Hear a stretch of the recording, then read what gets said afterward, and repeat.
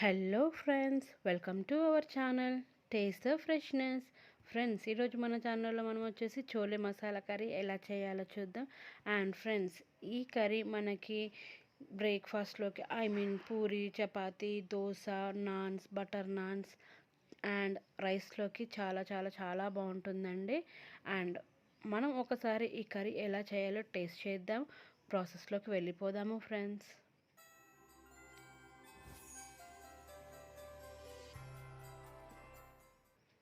రాత్రంతా ఒక half cup ఈ లావు శనగల్ని నానబెట్టామండి.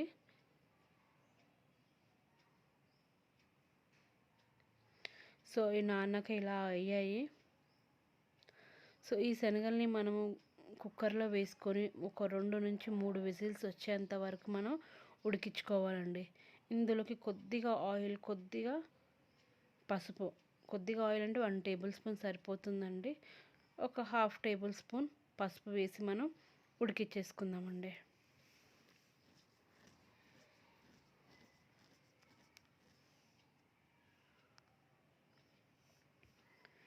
ఇది ఉడికిన తర్వాత మనం దీంట్లో ఉన్న ఎయిర్ మొత్తం తీసేసి చూద్దాం ఎంతవరకు ఉడికినాయి, మనకి ఎంత క్వాంటిటీ కావాలి ఏంటి.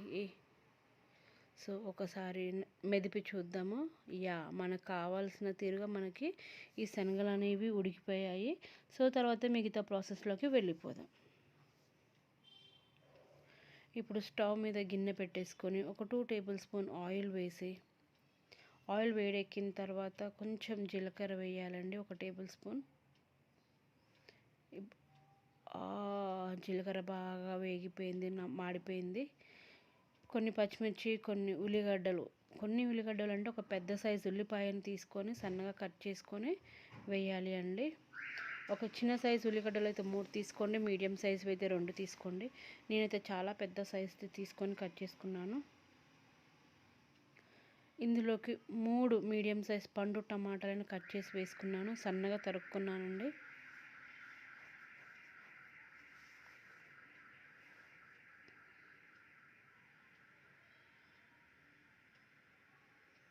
ఇందులోకి హాఫ్ టేబుల్ స్పూన్ అల్లం వేసి కలుపుకోవాలి అండి, అల్లం పచ్చివాసన పోయేంత వరకు. ఇందులోకి కొంచెం పసుపు, 1 టేబుల్ స్పూన్ కారము, రుచికి సరిపడా ఉప్పు వేసి కలుపుకోవాలి అండి.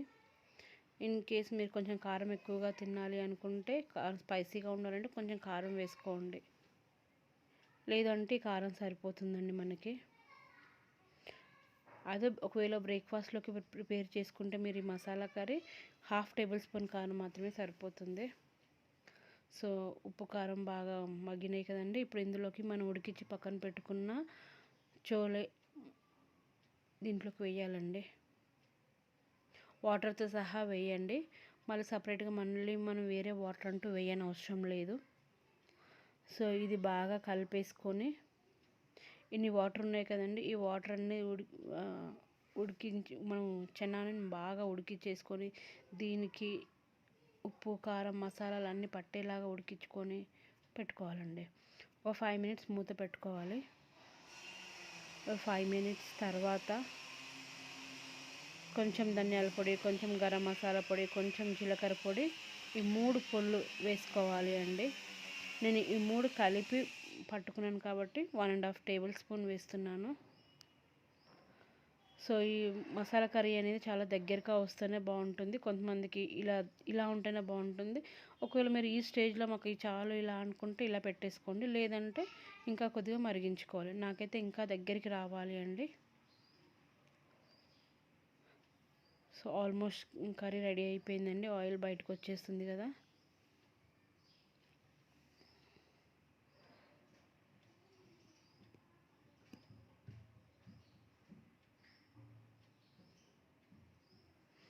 ఇప్పుడు ఇందులోకి కొత్తిమీర వేసుకోవాలి.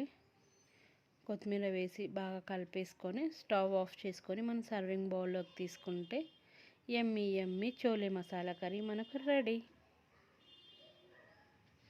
ఇప్పుడు స్టవ్ ఆఫ్ చేసేసుకుందాం. ఇప్పుడు సర్వింగ్ బౌల్లోకి తీసేసుకుందాం.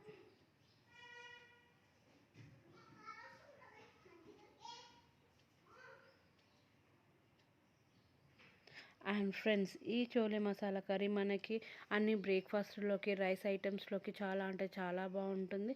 ఒక్కసారి టేస్ట్ చేశారంటే మళ్ళీ మళ్ళీ టేస్ట్ చేయాలి అన్నంత ఫీలింగ్ ఉంటుంది. అండ్ ఫ్రెండ్స్, నేను చేసిన ఈ వీడియో మీకు నచ్చినట్టయితే please friends, like, share and subscribe my channel and share it to your friends and family members and support me and my channel. And మీరు నాకు సపోర్ట్ చేస్తే ఇంకా ఇంకా మంచి కర్రీస్ నేను మీ ముందుకు తీసుకురాగలను. అండ్ ఫ్రెండ్స్, నాకు ఎప్పుడు మీ సపోర్ట్ కావాలి అని కోరుకుంటున్నాను. And thank you friends for watching my video. And please do support me. Thank you friends.